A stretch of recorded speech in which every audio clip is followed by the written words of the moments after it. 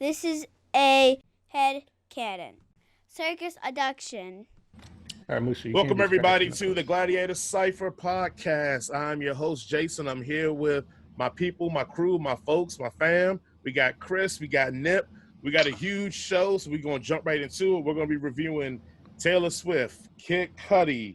Who else we got on tap, guys? We got Q. We got Boldy. We got Goldie. Chris Cornell. We Yep. got, what else do we got on? Jack Harlow. Tiffany Nicole, who was, I guess, last week.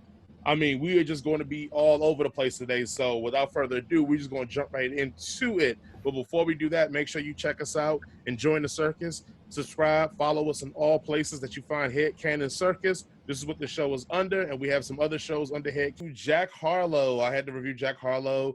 That's what they all say. This is 15 songs, 42 minutes and 36 seconds. He had Little Baby, Big Sean, Chris Brown, Adam Levine, Static Major, Bryson Tiller, Lil Baby, Tory Lanez, Lil Wayne. My sum of this is this the children of Drake? If this is that, Jack does the best impersonation of Drake I've seen in a long time, and if this album feels like a lot of people are backing this kid, as you saw through just the list of features, if that album feels like how those features feel, like it's a lot of people backing them. My favorite song on there is the single. I guess it's probably the single "What's Poppin'," that and the remix, but I'll do the original one first. So I do like that one. The other one I liked on here was Route 66. I like that. I just like the cadence that he goes on that flow with that. My worst song was Same Guy. I'm not even going to embarrass anybody by playing that. It is what it is.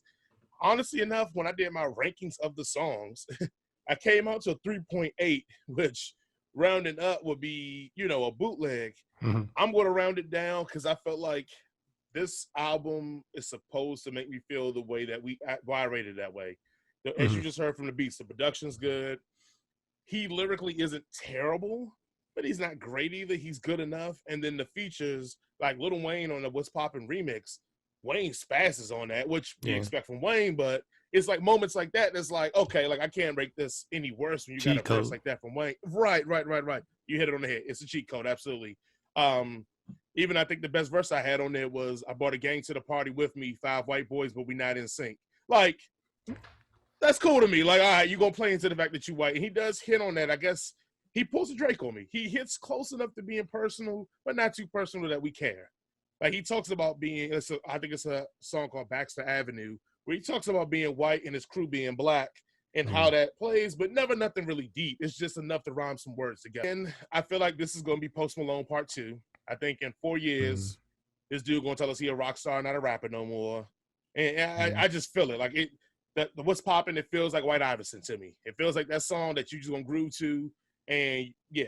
So I'm going to go and put it. If my man's put it on, I will listen. But I will admit my ranking by song had it closer to a bootleg. So anybody else listen to it? Or let's start with you, Chris, if you got a chance to listen to. Any thoughts on it? I definitely heard the singles, the Tyler Hero and the What's Poppin' and the What's Poppin' remix. And now that you bring up that Drake comparison, like in my head, I was trying to lay what Drake would sound like saying those same lyrics, and it was spot on almost. So I can definitely agree with those. But from what I've heard so far from Jack Harlow, I'm not hating on it for sure. I think it's a project I would definitely go back to listen throughout, front to back, and really give a solid opinion on it. But I'm interested to see kind of how he hones his craft going forward. And like you said, kind of get more into a more personal bag, and but not so much that vapid bag that Drake gets into, like, oh, let me say a random woman's name on a track from some restaurant in another state. Like, that's fake personal. Like, tell me, what you're dealing with. You're new, you're young in the industry. I'm sure things is hectic. You're probably trying to do a family amidst all this stuff, like all that kind of stuff. So I like when rappers start to get into those bags and flex their lyrical ability while kind of explaining their situation. So hopefully he can do a little bit more of that on his next run through. But I'm gonna definitely go and give the rest of the project a listen. Nip, any thoughts to get a chance to listen to it? I'm gonna go back. I didn't know that I heard a song off there that was popping right, but I won't give it a rate. Now it wouldn't be fair for me because I didn't listen to the entire project. Yeah, if it's 15 tracks of Drake Light. It is, and you can feel the machines behind him, just like Drake. The machine behind this kid, like it wasn't a bad beat in sight on this album. Like, I'm not a fan of that type of music. You do what you do. People like it. Get the ladies pop. You know what I mean? If I'm in the club and it comes on, I'm definitely not gonna be mad because the girlies gonna be jumping. But that shit gets no play in my ride. Like, you put that shit on my ride, you and that CD can get the fuck out of my car. Go out like Jazzy Jeff out the moving car. Also, somebody had an interesting idea, and I think I'm gonna try to do it. Maybe starting next week. Making a playlist for Gladiator Cypher podcast.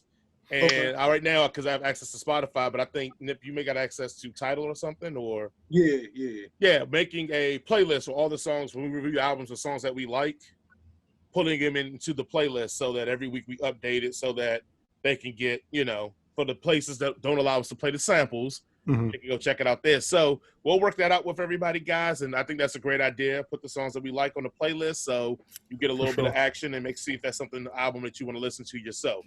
But other than that, guys, man, I appreciate it as always. We will see you all next week with the Gladiator Cypher podcast. And we out. Peace. Sure. This is a Head Cannon Circus production.